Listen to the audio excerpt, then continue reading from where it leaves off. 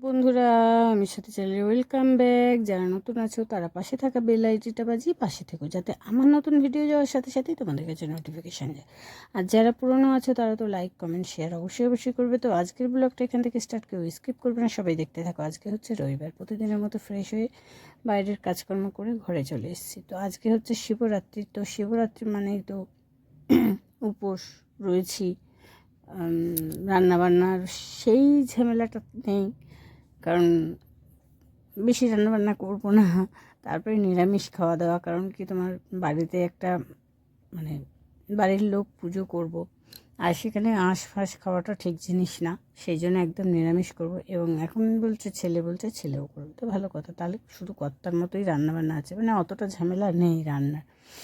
আর তোমরা তো জানো তার আগের দিন ছিল ভ্যালেন্টাইন ডে। তো সেই কি গিফট পেলাম সেটাও এই ভিডিওর মধ্যেই রয়েছে, দেখিয়ে দেবো।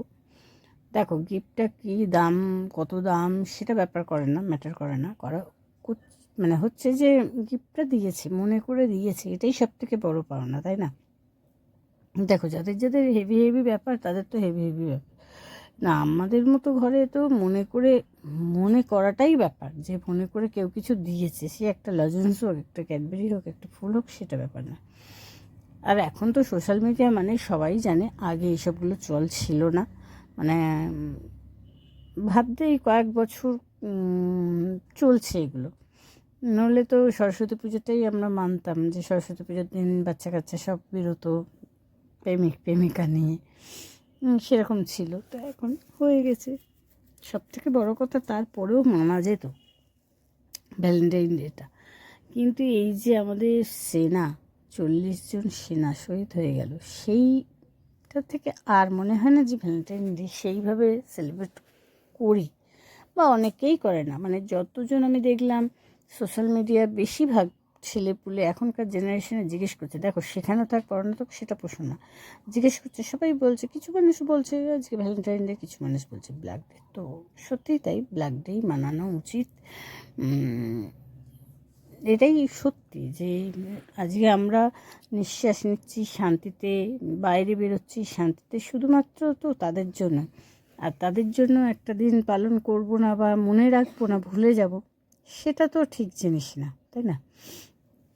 এটা আমার ব্যক্তিগত মতামত বললাম, যদিও সবার সাথে তো আমার মতামত নাও মিলতে পারে, আর মিলবে না এটাই বেশি হয়। তো যাই হোক, ফুল টুল কিছুই কিনে আনা হয়নি, ফল টলও কিনে আনা হয়নি। ছেলে খাবার দিতে গিয়ে ফল টল কিনে আনবে, আর সন্ধ্যের পর দেবো, কারণ কি তোমার লাগছেই তো সন্ধে নাগাদ। তো তারপরেই জল ঢালবো। তো এদিকে কাজকর্ম করে চান পুজোটা করে নেবো, নিয়ে তারপরে জিজ্ঞেস করলাম কি করব। এবার একার জন্য ডাল করা মানে সত্যি সেটা নষ্ট হওয়া ছাড়া আর কিচ্ছু না। তাই বললাম দেখো ডাল করবো না, শুধু পোস্ত, মানে আলু পোস্ত করি, একটু ঝোল ঝোল করি, আর ভাত করে দিই। একার জন্য করতে গেলে সবই তোমার বেশি নয় কম, নয় নুন ঝাল বেশি হয়ে যাবে, কারণ ওই অল্প অল্প কী করে করব। আর তারপরের দিন আবার অমাবস্যা, মানে পরপর এখন লাগাতার চলছে। আবার পরের দিন তোমার অমাবস্যার থেকেও বড় কথা, তোমার তো বিকালবেলা ছাড়ছে। আগে করতাম যখন বিয়ে হয়নি, যে একদম সারা রাত জেগে জল, মানে জল একবারই ঢালতাম, কিন্তু সারা রাত ঘরেই জেগে থাকতাম, কারণ কোথাও যেতে দিত না। আর তোমার কারোর বাড়ি বা কোনো মন্দিরে, আগে তো সবার বাড়ি ভিডিও আসতো, ভিডিও হতো, সেই সব না, ঘরের মধ্যে থেকে গল্পের বই পড়া বা সেলাই ফোড়াই করা এইসবই করতাম। দিয়ে তারপরে চতুর্দশী ছাড়ার পর ব্রাহ্মণকে তেল হলুদ দিয়ে মিষ্টি খাইয়ে তারপরে খেতাম। কিন্তু এখন আর সেগুলো হয় না, কারণ এখন আমার যেখানে শ্বশুরবাড়ি সেখানটা এখন অনেক বউ টউ এসছে, কিন্তু আমি যখন এসেছি তখন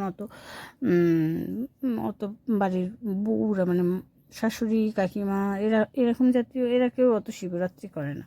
ওই সকালবেলা একটু ঘুম করে গিয়ে একটু জল ঢেলে আসলে। কিন্তু এখনকার ছেলে মেয়েরা সবাই পুজো আসছে, বিশাল ব্যাপার।